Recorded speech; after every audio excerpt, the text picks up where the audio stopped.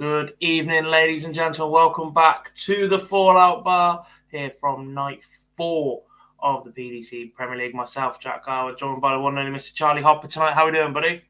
Yeah, really good, thanks, mate. Again, another good night of darts. It's just kind of, I guess, whetting my appetite for when I'm going to the Premier League for the first time in Newcastle. So that day can't come soon enough, really. It'll be interesting, obviously, because I think you will be the first one to go from the OD team as a fan this year because of the way it works out. I think there's a couple of us that are lined up in Manchester at the back end. Nottingham's not too far around the corner either. Still might sneak my way in there or something. But it'll be interesting to have your opinion on that debate of, is it better for the fan and the crowd? Do you notice any of the ongoing incidents, shall we say, from the first couple of weeks and whatever? But yeah, really looking forward to that one for you. Good evening to everybody in the chat room as well. Dan Vernon's been in for a while. Paul's in. Matthew Macy is in as well. Obviously, as ever, we will get all of your guys' opinions into the show as much as we can, especially when we look ahead to predicting next week's results. Let's crack on then. Evening to Richard as well. Just says hello. Just joined into the chat room. Lendor's in. How we doing, buddy? Philip's in as well. There we go. Here they all come. Come on, say hello. Hello. More of you. Let's just crack on then, I guess, is the way to go. We've got a clip from one player from earlier in the evening. We hopefully will have the winner by the time we get round to that as well. As a spoiler alert, we have a 4th different winner in 4 weeks is probably the place to start, Charlie. 100%. Again, it's just the unpredictability of it all. It just seems quite fitting that that's the way that it was going. And I know we'll touch on the final in a little bit. And I guess we didn't expect it to be a 4th different winner, but yeah, a really unpredictable and open Premier League so far. Yeah, and I guess one more thing to say overall, and we said in commentary, we'll touch on it a bit later. But actually, for what feels like the first time in a while, because of the way the draw worked out, the 2 best players on the night met in the final. They were both. That's the undertone between everything we're going to do for the next 20 minutes when we're discussing all the other matches. Is they were head and shoulders above everybody else tonight. They were both just superb throughout the entire evening. However, we start away from one of them. We start with Michael Smith against Peter Wright, which was a little bit of a slow burner. Michael Smith missing darts at doubles all over the place. Peter Wright, it was a straight barrel, but I'm not convinced by the grip on the dart. They seem to be landing awkwardly into the board. I don't really know how to explain it, but I practiced with some Jermaine Watermainer darts once upon a time.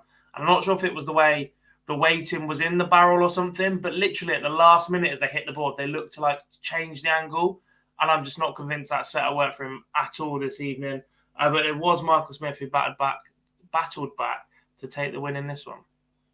I'm not sure what Peter Wright is doing wrong, really. He's okay. It was a slow burner, as you're saying. It wasn't the best from either player, but I don't know how he's not picked up the points yet. Because again, it just seems like he's getting close and getting closer and getting closer. And Phil in his preview show predicted that Peter Wright would get over the line in this one, and it just seems the luck that he's got at the moment to not get over the line. Again, it's slow burner in this one, and it doesn't help when Michael Smith's missing the amount of darts that he does, and we've not, I guess, become accustomed to seeing that at all. But for Peter Wright, it's still he probably come off that stage thinking, how have I not got through to the next stage, because he's come so close and just not managed to get over the line. Which is surprising, really, because actually when you look at his performance on paper and actually give it a watch as well, I said that I didn't feel that he'd look that comfortable up there. Stewie says the same. It's a snake. He looked very uncomfortable. Darts too long. The O'Shea clan are in as well, by the way. Good to see you guys. This is his worst performance of the 4 weeks, and it's the closest he's got to getting over the line in any of them, which is just another staggering thing about this crazy sport that we seem to love. Yeah, and, obviously he hasn't played poorly throughout so far. And as you say, today's performance was nowhere near what it should have been. And to be honest, if Michael Smith had found his doubles on the outer ring, then we'd have been looking at a much more dominant display from Bully Boy. But because he missed those opportunities, it let Peter Wright continue to stay in the game. And obviously, he will probably be kicking himself saying that was the perfect opportunity for me to pick up points tonight, and I've not managed to get over the line. It'll come eventually, because we know what Peter Wright will offer. But to play poorly and neither play well, and then to come out on a last leg decider is, it's remarkable that he's still not on the board yet. Very, very early to have this conversation, but tonight does mark a quarter of the way into the competition. And whilst after week 1, week 2, you can say, I'm not having any points on the board is fine, week 3, etc., that is now 25% of the tournament gone. And look, winning a night can turn it around massively. 5 points, brilliant. But at the minute, if you're not even winning that first game to get you to that semi-final, Peter Wright is in a severe danger right now of being cut adrift from everybody else.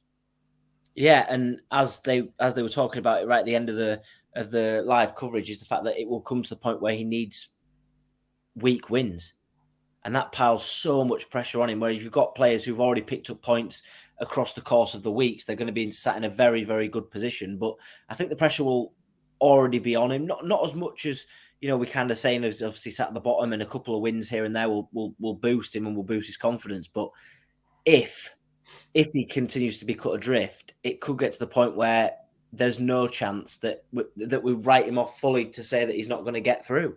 Yeah, and when you are chasing overall week wins as opposed to the previous format where you rock up, right, I've got to win my next 3 games, but they're over 3 weeks, that added pressure of having to go through 3 of this field in one night. Look, granted, the winner does that every week, but having to do that just to stay alive in the tournament rather than to keep accumulating points, giving yourself that nice ride, etc., and putting yourself in a decent position for finals night, that's a completely different pressure. We've seen what the pressure can do to players who are chasing that one win and just need to get points on the board. And we can see how edgy and nervy games get. If you've got to do that 3 times in one night every week just to stay in touching distance, that might be an issue for Peter Wright. 100%.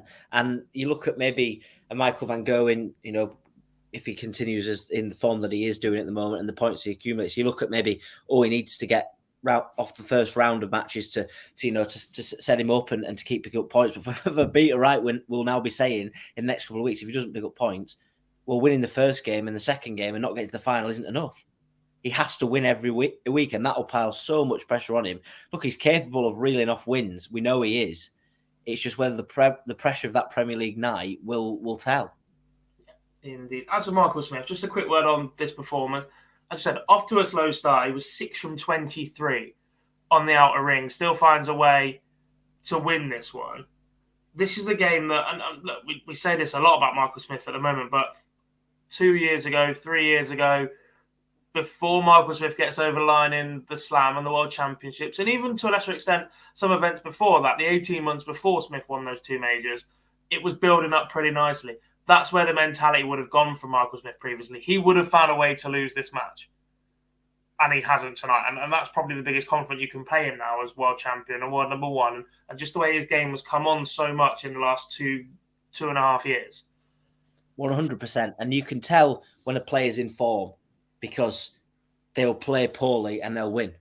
And they'll find a way to win. And they will find a way to get over the line. And that is what shows the players that are in form. You can look at Peter Wright. He's in no form. He's struggling. He's winless. That's the point of it is. But for Michael Smith, who's on cloud 9 at the moment, he turns up, plays poorly, squanders a handful of doubles, and still manages to win. Yeah, perfect result for him. On to match number 2, and a great game this one on a fantastic performance from Gerwen Price. 5-180s, 104 average. 50% on the doubles for Gerwen Price as he beats Dimitri Vandenberg 6-4. He did a good performance, to be fair, from Gerwen Price. Loved the t-shirt change.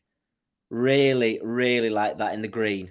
That just helped him, massively at the start because that got the crowd on side. But yeah, really good performance from Gerwen Price. He struggled recently in the last couple of weeks. I know he impressed when we went to Wales, but yeah, it's good to get over the line, and especially with Dimitri Vandenberg, who seems to be in a bit of a not a careless situation, but he seems to just have taken any pressures off his shoulders, and he's playing with such freedom.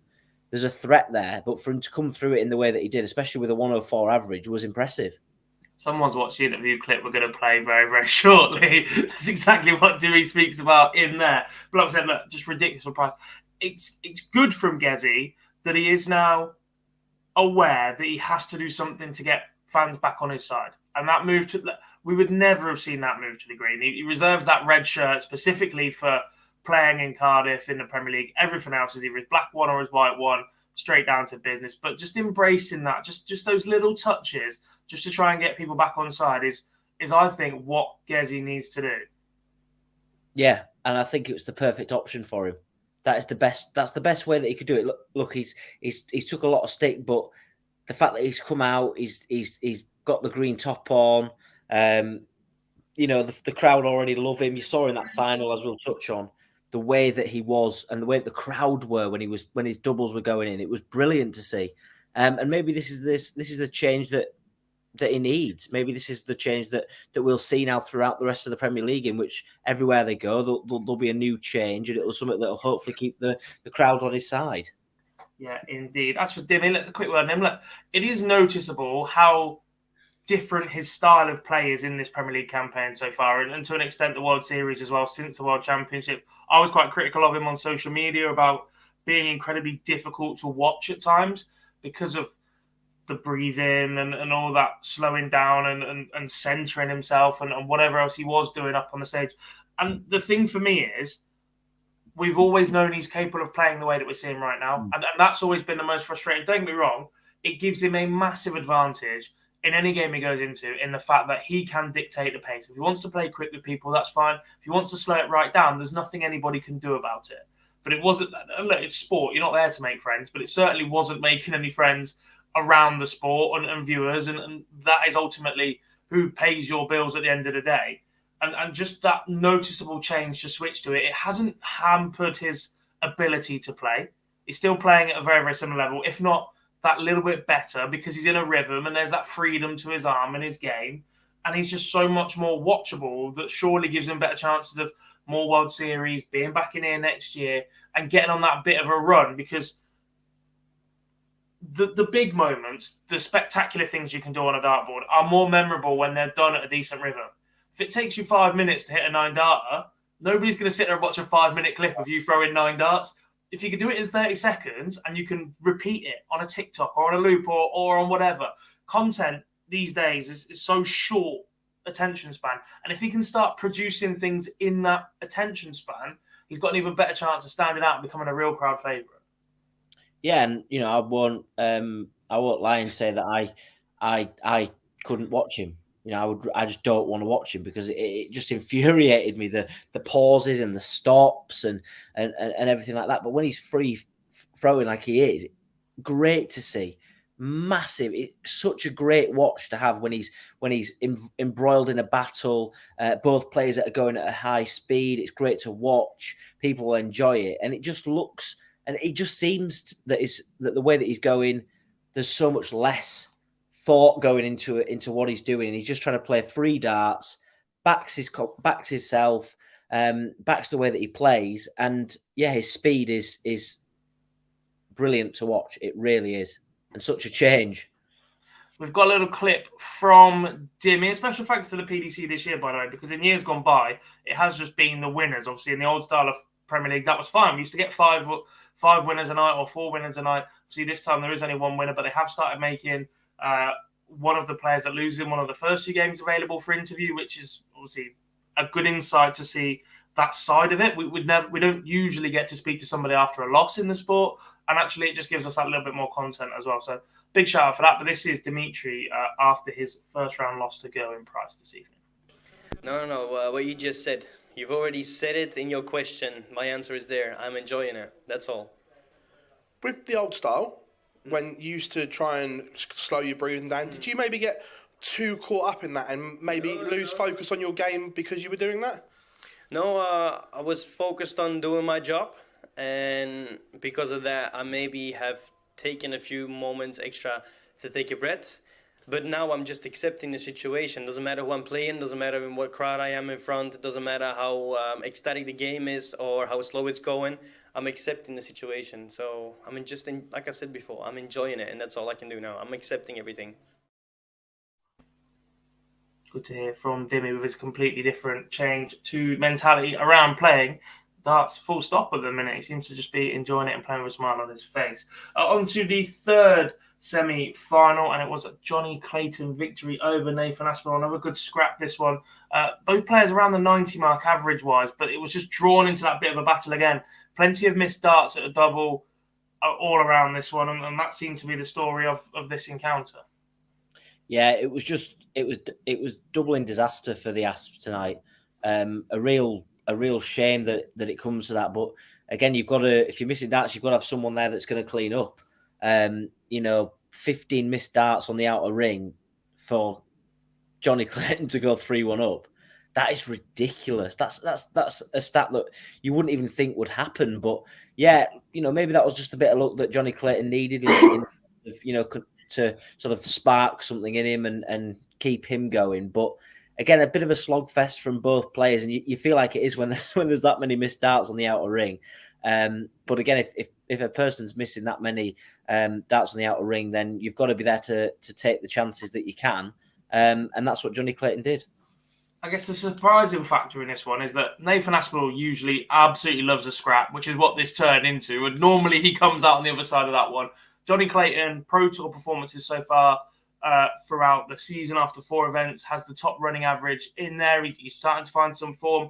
And with that, the double percentage has been going up. It's been noticeable in his Premier League performances. It's been noticeable on the floor as well, especially that bottom left-hand corner, the 8-8, 16. But that just seemed to be that little bit absent for him in this match in particular that allowed it to stay so tight for so long.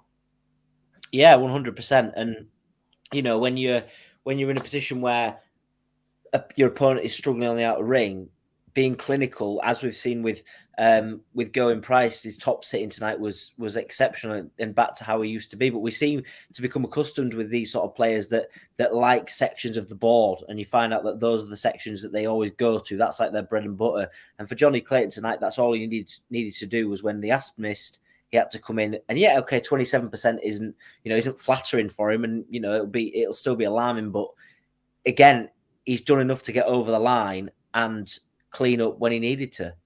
He has indeed. And on to the final quarterfinal game of the evening. Not one-way traffic as such, but a solid performance from Michael van Gerwen, a 6-3 victory over Chris Dobey. 6 of 11 on the outer ring to stand out in this one. Dobey with possibly the best moment of the game, the 148 checkout. 3 180s for him, but just not enough to land anything on that chin of Michael van Gerwen, really. Yeah, Michael van Gerwen set the bar high, didn't he? With once we were 4 legs in, with cruising at 3-1, and you kind of felt like at that stage, the 148, as you touched on, could that sort of spark Chris Dobey into a bit of a fight back, into a bit of a battle between him and Michael van Gerwen, but it just didn't come for him. And when you let Michael van Gerwen get in front, that being said, even if he does find himself behind, he finds ways to win games, as we'll touch on later on. But when you let him get into a dominant performance where he's averaging just shy of 99, it's hard to claw back 100%. He isn't. We're seeing him put these performances in that little bit more. It was quite a theme that Van Gerwen was entering these weeks as favourite, and that form, it hadn't really come off as yet. But now, do we think that everyone else is starting to think about that just that little bit more? Yeah, 100%. And when he's able to put performances in like that, it's definitely a worry. And that the outer ring, which has sometimes fallen away from Michael van Gerwen in the past, in which he's missed a handful of darts. And, look, he did later on in the night, but, when he's that clinical on the outer ring and his scoring's there, he's just a very, very hard person to beat. And that showed tonight. It did. A quick word on Chris Dobey. On an absolute high right now, winning the Masters, getting himself into the Premier League, winning week number 1. He is winless since losing to Gerwen Price, Johnny Clayton, and Michael van Gerwen. Now, look, not an easy run of fixtures, but it's the Premier League. There is never an easy run of fixtures. You get players slightly more in form, but there's absolutely no walkovers in this. Are we concerned that maybe that bubble is bursting just that little bit, or is it just a blip? Comfortably beaten by Johnny Clayton last week, who put in a superb performance. Pushed Gerwen Price all the way in Cardiff, which is incredibly tough to do, and then obviously beaten by Van Gerwen tonight. Yeah, it's a tough one, really. It does feel really strange, doesn't it, that he's picked up the win and then he's kind of gone winless since. But I think it's probably just a blip. He's got the game. We've seen he's got the game um, to beat these players. It's just whether he can. I think once he picks up another win or so, that will sort of be squashed, and people will then start looking on him accumulating enough points to continue in the Premier League. But I think at the age that he's at the experience that he's got, he's probably just loving every minute of it. And yeah, the results haven't been great, bar in the first night. He's got the game though, and if he turns up like we know he can easily win another one. He can indeed. On to the semi-finals then, and we start with an absolute demolition job from Gerwen Price on Michael Smith. Again, this one felt close, but it was just every single opportunity, every single miss by Michael Smith was punished by Gerwen Price in a ridiculous display this evening. Oh, 100%. And, look, if you're Michael Smith, you want to go blow for blow with Gerwen Price. Both players averaging over a ton, which, again, is such a high level. 4 180s from Gerwen Price. But as we talk about in the Premier League, with it being such a shorter format, to find yourself 3-0 down in a semi-final against a player like Gerwen Price, you're going to find it very hard to fight back. And Michael Smith just didn't really have the answers because Gerwen Price was just in crushing form. He was indeed, yeah. Just 1 from 6 on the outer ring for Michael Smith, but it felt like every time there was a miss, Gerwen Price was sat there ready to do some damage, and he did so in superb fashion. 6-1. Evening Jack, who's just joined us, and Adam Smith says to think Eddie Hearn wants to throw Katie Taylor and Amanda Serrano 2 in that same arena to embarrass him from Matchroom. I've not been there. It looks good. It looks like it creates a good atmosphere because of the amphitheatre style and the rays at the back. I don't know. I guess you can't watch all around it, is possibly the criticism, but it looks fine to me. They make a lot of noise in there. It is one of the louder ones. That's what all the markers and everybody says. So Preston's in. Good evening, mate. How are we doing? As we look at the second semi-final of the evening, which is Michael Van Gerwen 6-3 winner over Johnny Clayton. Not quite the swashbuckling performance from MVG. It was the doubles that let Johnny Clayton down in the first round, despite beating Nathan Aspinall. It felt like it was the scoring in this one. He just did not land enough trebles, did not find his range quick enough in this match to stay close to Michael Van Gerwen. Yeah, and look, early on in the match, there was the leg when Clayton went back-to-back 180s, but then missed 2 at the outer ring. Oh, and up steps MVG and pins 70 to double his lead. Do you know what I mean? So it just seemed like whatever he did, he couldn't quite get over sort of the dominance from MVG. And look, not the best performance from either player, really. But as we always say about with MVG, is that if you give him a sniff, if you give him an opportunity, he's gonna take it, and that's just what he did tonight. Yeah, I mean, despite my intro to that saying it felt like it was Clayton scoring that let him down, he's actually had more darts at a double in this match than Van Gerwen. He's hit more 140s, he's hit more tons, only lost up in the 180 category, but it still felt like, I don't know, maybe the trebleless visits, I haven't got that number in front of me, or something was just off from that Clayton performance, because he was, and maybe it was just that first leg and a bit, where he left 260 after 15 darts in the first leg, and he just could not buy a treble. And it felt like he just left himself too much to do and felt like, actually, this is Van Gerwen, almost back to his peak. Everybody's acknowledging him as the best in the world again, pretty much, despite the fact Michael Smith's world champion, award number 1. There is that air around Van Gerwen tonight, and it might feel a little bit like Johnny succumbed to that. Yeah, definitely. And I think, again, wouldn't know without the stats, but the trebleless visits probably did kill him tonight. And look, MVG had 5 180s. We know how heavy scoring he can be. And it's just all about on your throw is holding and being dominant, and then taking your chance if you get one on the opponent's throw. But I feel like throughout that game, whenever Johnny was close to a double or within striking distance, MVG just had the answer to stop that, and to round off a pretty decent win in the second semi-final. Yeah, and then on to that final, the battle in all green, which was weird to see. Nobody else ever seems to go for green either, by the way. Even the Irish players tend to avoid green because the colour is so synonymous with Van Gerwen. I think there is that fear. Like, literally, Steve Lennon wears green. Gurney doesn't even wear green very often.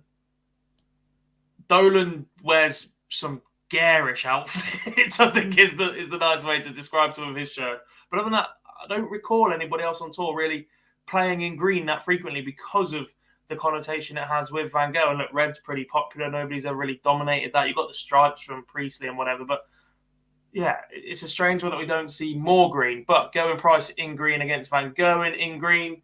And it was Van Gerwen that come out on top. It was about those moments. Price led this, dominated pretty early. It was Van Gerwen led 2-1. Price wins 4 on a spin to lead 5-2, and then Van Gerwen wins 4 on a spin, including an incredibly tense final leg in which they both missed match starts all over the gaff. Exactly that. Amazing start to the final. Both players, blow for blow, they were at each other. All you got to do is look at the scoring. Both match each other in the 180 columns, in the 140 columns. Only 1 ton plus visit from Price over Van Gerwen, but it was just like they'd hit a level, and then after that level they thought, right, we're just going to start missing doubles now. And MVG had chances, and Gerwen Price had chances, and it felt at 5-3, I think it was, that was it. I thought that was game over for Michael Van Gerwen. How wrong I was to write him off at that stage because he came fighting back, and that's just what we become accustomed to. And right at the end of that last leg, so tense. Imagine being in the crowd watching that, because it was so tense. Didn't know which way it was going to go, but yeah, Michael Van Gerwen had a smile on his face after the game. He did indeed, but it was just enjoyable to watch, wasn't it? The way that it swung both ways, even when Van Gerwen starts coming back at Price for that big lead. We're still seeing the big roars from Gezi trying to motivate himself. They got lost a little bit in the crowd. I feel like the crowd turned a bit in this one as well. They definitely went towards Van Gerwen's favour, despite the early celebration towards Gezi for being in green. I still think we have that same issue that we have every week, where darts at a double, literally as it's backing up, whistle. That happened a few times. We saw it at Clayton's game. Definitely saw it in the finals for both players. But yeah, as you said, it was Van Gerwen that holds on. Double 19, splits inside. You see Price turn around in disgust when he knows he's leaving double 8. It was just enjoyable to watch, and it was not inevitable that Van Gerwen wins a week, but actually after his campaign a couple of years ago where he was dreadful, he's certainly on his way back to being at that ridiculous level, isn't he? Yeah, and what's nice to see is the way that the players, both Gerwen and MVG, were at the end. Just a nice smile between each other, and they're really just enjoying it out there. And Gerwen Price will let it slip today, because that was his chance to get his second win on the board.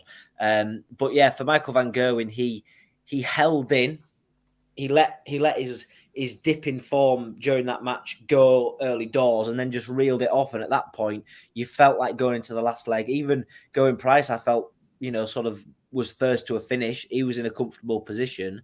But again, it was the missed darts at the end which just add to the drama. They do indeed. But it is a win for Michael Van Gerwen, and we do have him in his post-match press conference available for you now. I know, but there's short formats, different tournaments, and it will come. It takes maybe a few more weeks, but we start to get somewhere now, and to be in the top of the Premier League, of course, gives you confidence. And I know there's a lot to fight for, and I know it has to be better than this, because I'm not playing well yet, but who cares? With me playing this crap tonight, still winning, it's nice. Just play my game, then he can't beat me, and he knows that, but you still have to do it, you know what I mean? That's up for next week. With me playing this crap tonight and still winning, they're in trouble. You just every week you guarantee you're going to get the same thing from Van Gerwen, but it is still ever amusing. Amazingly, I can't find a copy of the up-to-date table. Wikipedia isn't updated yet, and I haven't got the graphic on PDC yet. I've Sky put it out, because for an organisation that put it out after the very, very first game, I can't find it on socials or on Twitter anyway. It's on Instagram. I am going to confess that last week when I hosted, I was stressing a little bit because I could not find the table anywhere, and I managed to find it, and I can't remember where it was now, but it got put out, way later than what I thought. We'll just move on without it. All we need to know is that Van Gerwen is now top, and Peter Wright sits at. Oh, I've got it. Have we got it? Yeah. Well, I hope so. Anyway, Sporting Life.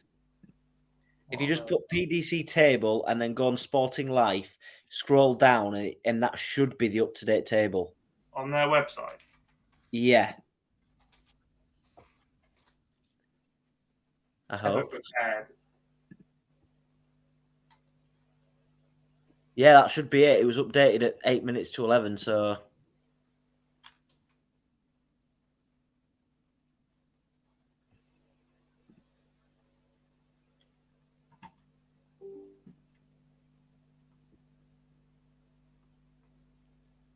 Find a way to get this in.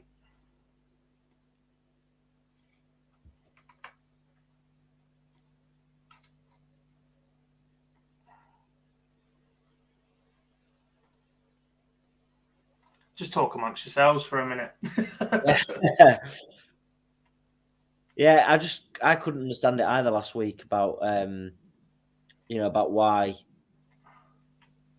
it wasn't up there, but and I should have taken a picture of it when Sky put it up on the screen, but I just completely forgot.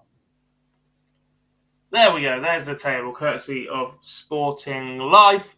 Van Gerwen sits at the top on 10 points with 1 night. Michael Smith, with his victory last week, is second in 9 points. Gerwen Price, with his victory, is on 8 points as well. Himself in fifth, failure to win any of his last 3 matches. I see Nathan Aspinall go above him. Vandenberg's won 3 matches so far in this campaign and has a positive leg difference. Maybe Knight's 1 is the first tiebreaker because he's got better legs than Dobey, but is apparently below him in the table. Johnny Clayton has picked up 2 first-round wins in the last 2 weeks, so he's up on 4 points. And Peter Wright still winless at the bottom of the table. He needs to turn that around very, very quickly indeed.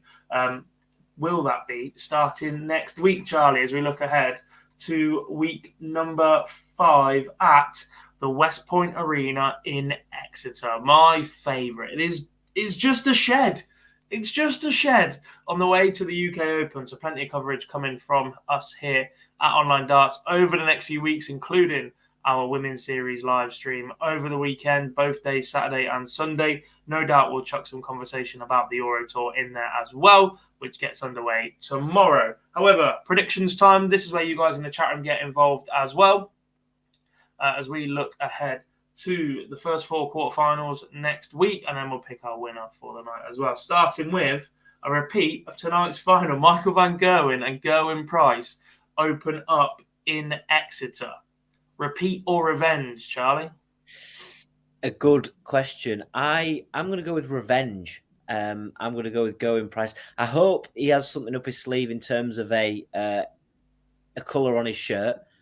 I wonder what he's going to go for though, because it's a tough one in terms of what colour he could go for Exeter. But I think he gets over the line. I'm going to go 6-4. I don't know whether or not with the UK Open being, obviously next weekend, is that going to not play on their minds, but is losing early on next week a bad thing? I don't know. It's a hard one to think about. They probably won't want to lose, but I think Gerwen Price wins. I think he wins 6-4, but I think it's a great start to the night.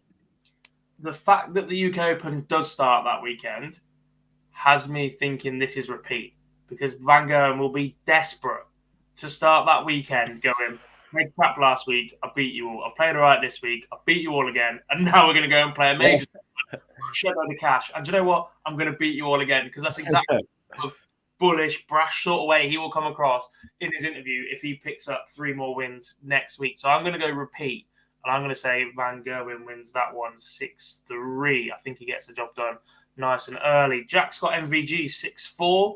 Preston has gone with the same scoreline. Harry has got Price 6-3, and Matthew has got Price 6-4. So pretty evenly split in the chat room so far. On to match number 2 next week, and it's an all-English clash between Nathan Aspinall and Michael Smith, Charlie. Yeah, another really good game. I can only see Michael Smith really with the way that he's been playing. It depends if we get into a scrap, and we know that Nathan Aspinall's synonymous for doing that, then it could go in the Asps' favour. But I think with the way that we've seen Michael Smith play poorly recently and still pick up wins, sort of sways me to his camp. I'm going to go 6-2 to Michael Smith. I'm going to go bully as well, because as a man that has won major titles like he has in the last few months, he's going to have one on. I think it's tight. I was about to give it a blowout, but actually I've changed my mind. I think because he's going to have one on the UK Open, this goes a bit tighter. So I'm going to say he wins this one 6-5. I'm going to say it's the last leg. Bit of a scrap again, but I'm going to say Michael Smith wins this one. Jack's gone for Smith 6-3. Harry's got 6-5 Smith, the same that I did. Matthew's got Smith 6-3, and Preston's gone Smith 6-5 as well. So clean sweep for Smith in the chat room. Match number 3 is an interesting one. It's Dimitri Vandenberg against Chris Dobey. That's a tough one to predict, especially with the change of style that Dimitri Vandenberg has brought into his game. I think I'm going to go with Dimitri. This game again could go either way. It's a knife edge, this one. As much as I want to see Chris Dobey sort of put an end to that run of defeats in the Premier League, I think it's just Dimitri Vandenberg who wins 6-4. But I think it's a really good game between either player, in which we see the momentum shift in the game, and again, it could go either way. We spoke about earlier, is there a concern that if Dobey doesn't win this game, he gets cut adrift a little bit as well? Look, that first weekend was so good, but 4 straight losses. We'll be approaching a game with Nathan Aspinall next week. Then it'll be Michael Smith. Then it's the week based on where you are in the table. This is not a must-win yet. That's the conversation we're having in the next one, but it's getting close to that for Dobey, just to arrest that slide, isn't it? Yeah, it would be quite remarkable actually if he's won the first week, and then he's now sort of 4 or 5 weeks down the line or whatever, in a position where we're saying he's going to be cut adrift. Yeah. Like that's unthinkable already for him. But I think if he can get a win, get some points on the board, then that will make him look a little bit healthier in the position that he's in. But he won't want to go on a run like this again, because he will cut adrift as the tournament goes on. However, I am going to go Dimitri as well. I just think that fluidity to his game means that he's catching players out as well, I think, because he is just running away with the odd couple of legs. When he was slowing the game down, it was frustrating for sometimes, but actually you knew where you were and you knew where you had a battle on your hand and you had more time to prepare yourself for it. I think some players are getting caught up in the pace now, and he's just taking legs away and away from people, and I think that might happen again next week. So I'm going to go Dimitri wins this one 6-3. Preston has got Dobey 6-4. Jack's got 6-2 Dimmy. Harry's got 6-5 Dobey. And Matthew has got 6-5 Dimitri. On to the final quarterfinal of next week, and it is Johnny Clayton against Peter Wright. Said Dobey's wasn't a must-win. Peter Wright's pretty much is at this stage. Yeah, I'm gonna back him. I'm gonna back him to get a win. I think he wins 6-4 in this one. I think he's got to get over the line at some point. He has to.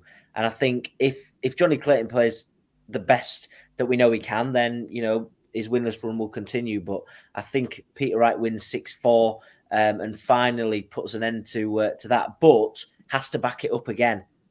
If he doesn't back it up again, then we'll still be talking about the same issues that we have been with him being cut adrift. Well, I've just deleted. Where's that table gone? I'm going Smith, Price, Aspinall.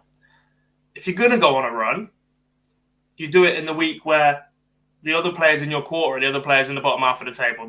That's how this week has worked out. I've just noticed that the first 2 quarterfinals are between the top 4 players in the table right now. So, look, whilst we're not saying there is ever an easy moment, statistically right now, the easiest place Peter Wright could be is in this part of the draw right now. If you're going to start getting wins on the board, it has to come now, because looking ahead, his next 2 games, he opens up against Gerwen Price in Liverpool, and then he plays Michael van Gerwen in Nottingham.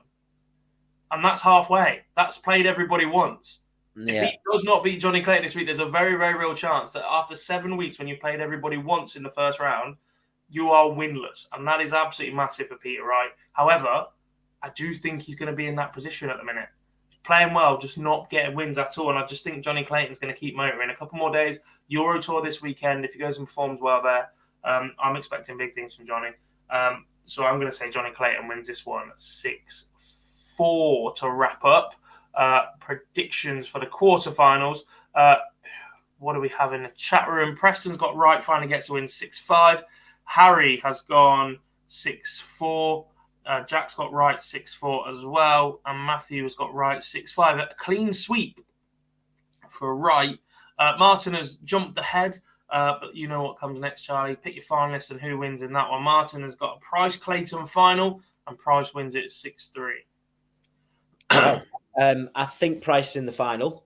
I do think Price is in the final. And if I go by what my predictions are, I'm going to go with Price and Dimitri Vandenberg in the final. And I think Price picks up his second win. I thought he was so dominant tonight. He was so dominant, and just a turn of foot from MVG prevented him from getting that win. But again, you know, we'll see. I know we talk about the crowd so much, and I hope that we've kind of got through the stage of really the crowd's getting going against Gerwen Price. But you know, hopefully, if he plays as free as he did tonight with a smile on his face, he can produce his best performance. But you know, that'll be a good final if it's free flowing as we know it can be. Will be. Jack says Wright beats Smith 6-5. Harry's also got Smith to win the final. Smith to beat Wright 6-5. Oh no, that's the other way. Smith to beat Wright in the final. Preston has got Wright wins the week against MVG. Matthew's going for a Price win. I am going for the same as this week. Van Gerwen to win. I had him to beat Gerwen Price, and I think that's stand out at that point. I think he beats Johnny Clayton in the final. I've just had him beating Peter Wright. A chance to have a crack at Dimitri or Dobey, and then into the final. I just think that might get a little bit too much at that point, knowing that you've then got that journey to Minehead from Exeter on the dual carriageway or whatever it is. It's a horrible piece of driving. But yeah, I'm going for a Van Gerwen to beat Johnny Clayton in next week's final. Laura's got Price to win. He's on fire at the minute, is Gezi, and we will hopefully see more of that this weekend because the Euro Tour does start tomorrow. You can catch that on PDC TV. We'll be live streaming all day Saturday and Sunday, myself and Phil Bars throughout the duration for the women's series, which gets underway with record number of entries this weekend. The first event on Saturday morning starts with 141 females ready to play in the PDC. That is going to continue to grow. It's a fantastic number to see. So join us for every moment of that, similar to our Pro Tour coverage throughout all of this weekend. Good question. I think it might be a 10 a.m. start, so it'll be about 9:30. Is the answer to that one. We'll put it on Twitter. I'll make sure it goes on Twitter this week. What time we start streaming and share it that way as well. But yeah, that is our plans for the weekend. Then the Live Lounge will return on Monday. And then next week, we look ahead to the UK Open with us streaming the multi-board, despite the fact that is now televised across every single board throughout Friday and some of Saturday, potentially. Depends how many people are watching us at that point. And we will go from there. A big thank you to everybody in the chat room for joining us this evening. Thank you to you, Charlie, for joining me to chat nonsense. To Barzy, who is sauntering away in Ireland somewhere once again. To everybody that tunes in every single week, we really do appreciate you guys watching us. We will catch you very, very soon.